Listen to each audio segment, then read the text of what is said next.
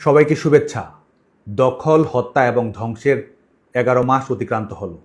বাংলাদেশের school, college, এমনকি বিশ্ববিদ্যালয়ের ছেলেমেয়েদেরও বছর শেষে বার্ষিক পরীক্ষা দিতে হয়। তার একটি মূল্যায়ন থাকে। ইউনূস সরকারের রেজাল্ট শিট কি বলে? এই ১১ মাসে ডক্টর ইউনূস কি পেল, বাংলাদেশের জনগণই বা কী পেল? ডক্টর ইউনূস নিজেকে অন্তর্বর্তী সরকারের প্রধান হিসেবে দাবি করেন, অথচ এই সময়ে তিনি সরকার, রাষ্ট্রযন্ত্র এবং আইনকে ব্যবহার করেছেন নিজের ব্যবসা বাণিজ্য বাড়ানোর কাজে। তিনি নিজে সরকার, অথচ গ্রামীণ ব্যাংকে সরকারের মালিকানা ২৫ ভাগ থেকে ১০ ভাগে নিয়ে আসেন।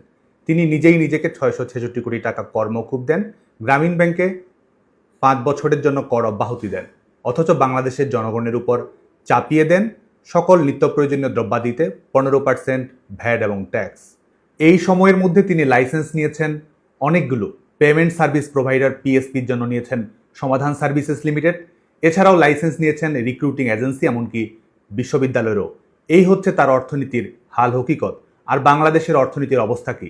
বাংলাদেশে তার সময়ে জিডিপি ৩৬ বছরের মধ্যে সর্বনিম্ন 3.3%।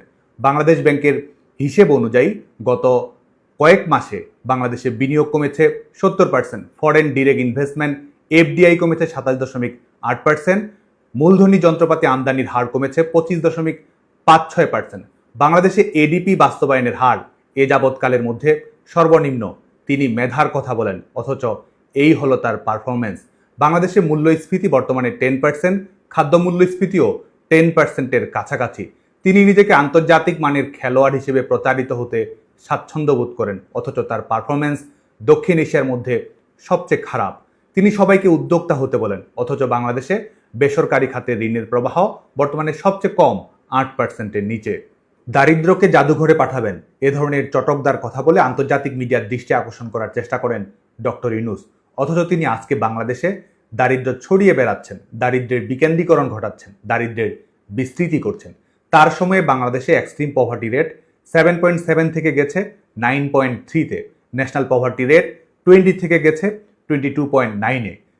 বিশ্বব্যাংকের রিপোর্ট অনুযায়ী বাংলাদেশের ৩০ লাখ মানুষ নতুন করে অতি দরিদ্র হয়েছে, জাতীয় দারিদ্র্যের হার গেছে 23%-এ।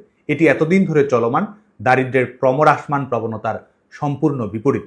বাংলাদেশের খাদ্য উৎপাদন ও প্রবৃদ্ধির হার বিগত 10 বছরের মধ্যে সর্বনিম্ন অবস্থায় পৌঁছেছে। এর কারণে বাংলাদেশের খাদ্য নিরাপত্তা রয়েছে সম্পূর্ণ ঝুঁকির মুখে। শেখ হাসিনা সরকার গৃহহীন মানুষকে গৃহের ব্যবস্থা করে দিয়েছিলেন। আশ্রয়ণ প্রকল্পের আওতায় প্রায় 8,70,000 মানুষের গৃহের ব্যবস্থা করেছিলেন বঙ্গবন্ধু কন্যা শেখ হাসিনা সরকার, অথচ নতুন করে ডক্টর ইউনূসের সময় বাংলাদেশের মানুষ গৃহহীন হচ্ছে। নতুন করে গৃহের ব্যবস্থা করে দেওয়া তো দূরের কথা, তার 4 দিনের লন্ডন সফরে 37 রুমের বিল দাঁড়িয়েছে প্রায় 3.5 কোটি টাকা। পররাষ্ট্রনীতির দিকে যদি তাকাই, আওয়ামী লীগ সরকার স্থল সীমান্ত সমস্যা এবং সমুদ্র সীমা সমস্যার সমাধান করেছিল, আন্তর্জাতিক বিনিয়োগ এবং ভারসাম্যপূর্ণ কূটনীতি নিশ্চিত করেছিল, বাণিজ্যের বিস্তৃতি ঘটিয়েছিল, টেকসই জ্বালানি এবং প্রযুক্তি সহযোগিতার ব্যবস্থা করেছিল। ডক্টর ইউনূস বাংলাদেশের পররাষ্ট্রনীতির কী অবস্থা করেছেন? 10 মাসে তিনি 11টির অধিক বিদেশ সফর করেছেন। তিনি সম্ভবত পৃথিবীর ইতিহাসের প্রথম সরকার প্রধান যিনি বিদেশে 4 দিন থেকেও তার কাউন্টার পার্টের দেখা করতে পারেননি। এমনকি তিনি জানতেনও না তিনি কোথায় ছিলেন। তিনি বিদেশে যান, বাংলাদেশের সহযোগিতা বাতিল হয়। তিনি বিদেশে যান, বাংলাদেশের নাগরিকদের ভিসা পাওয়ার সংখ্যা কমে যায়। সেনজেন ভিসা প্রত্যাখ্যানে বাংলাদেশ বর্তমানে পাকিস্তানের সঙ্গে বিশ্বে শীর্ষে। আবেদনকারীদের মধ্যে প্রায় 54.9% আবেদনই প্রত্যাখ্যাত হয়েছে এই সময়ের মধ্যে। এমনকি ভারত, ভিয়েতনাম, সংযুক্ত আরব আমিরাত, সৌদি আরবেও বাংলাদেশের ভিসা সুবিধা সংকুচিত হয়েছে। নিজের দেশে zero democracy, zero employment, zero reform করে দেশের বাইরে গিয়ে তিনি 0-3 তত্ত্ব কপচান। বিদেশি সরকার প্রধানদের সঙ্গে কথা বলার সময় আন্তর্জাতিক নীতি, পররাষ্ট্রনীতি, বাংলাদেশের জনগণের সুবিধা, বিনিয়োগ এসবের চেয়ে কথা বলার চেয়ে তিনি অধিক সময় ব্যয় করেন তার নিজস্ব 3-0 তত্ত্ব নিয়ে, সোশ্যাল বিজনেস নিয়ে। অবাক করার বিষয়, স্টারলিংকের সঙ্গে তিনি যখন কথা বলেন তখন অন্তর্বর্তী সরকারের প্রধান হিসেবে নিজেকে দাবি করেও তিনি প্রস্তাব দেন গ্রামীণ টেলিকমের সঙ্গে বিজনেস পার্টনারশিপে। বাংলাদেশের জনগণের সামনে প্রশ্ন হয়ে দেখা দিয়েছে, তিনি কি অন্তর্বর্তী সরকারের প্রধান নাকি তার গড়ে তোলা গ্রামীণ সাম্রাজ্যের সিইও? ডক্টর ইউনূস তার অবৈধ অসাংবিধানিক অগণতান্ত্রিক 11 মাসের শাসনের সময়ে 21শে আগস্ট গ্রেনেড হামলা মামলার রায় বাতিল করেছেন, 10 ট্রাক অস্ত্র মামলার রায় পরিবর্তন করেছেন, যুদ্ধাপরাধীকে খালাস দিয়েছেন, অর্থ পাচার ও শ্রম আইন লঙ্ঘনের মামলায় নিজেই নিজেকে অব্যাহতি দিয়েছেন, জুলাই আগস্ট হত্যাকাণ্ডের সঙ্গে যারা সম্পৃক্ত তাদেরকে ইন্ডেমনিটি দিয়েছেন। অথচ তিনি সবসময় কথা বলে বেড়ান নিরপেক্ষতার কথা, আইনের শাসনের কথা, গুড গভর্নেন্সের কথা, বিচার বিভাগের স্বাধীনতার কথা। তার জব ডিসক্রিপশনে লেখা আছে human rights, democracy, rule of law, কিন্তু তার এসিআর বলে তার 180 ডিগ্রি বিপরীত। দখলদার সরকারের প্রধান ডক্টর ইউনূস সবসময় বলে বেড়ান হিউম্যান এজেন্সির কথা, মানুষের উপরে ট্রাস্টের কথা। তার মতে তার সোশ্যাল বিজনেস পুরোটাই দাঁড়িয়ে আছে মানুষের উপর বিশ্বাসের উপর ভিত্তি করে।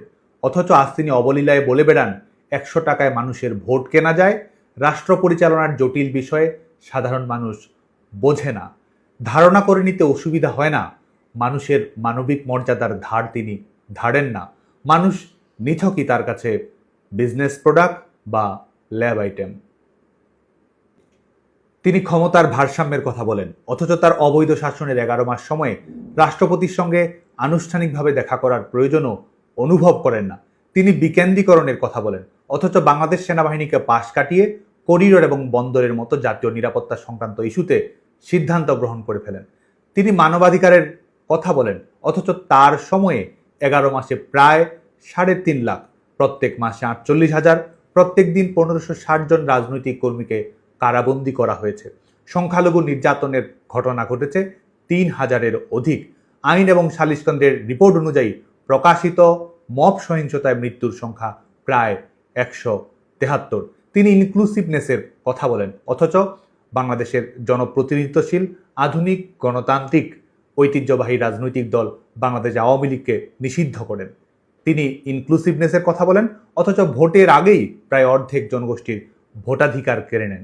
তিনি নারী ক্ষমতায়নের কথা বলেন, অথচ তার সময় বাংলাদেশে প্রায় 1000-এর অধিক প্রকাশিত ধর্ষণের ঘটনা ঘটেছে। সাব ফুটবলে চ্যাম্পিয়ন হওয়া বাংলাদেশের মেয়েরা আজকে ফুটবল খেলতেও অনিরাপদ বোধ করে। তিনি নির্বাচিত সরকারের মেয়াদ ঠিক করে দিতে চান, অথচ তার নিজের মেয়াদ জানেন না।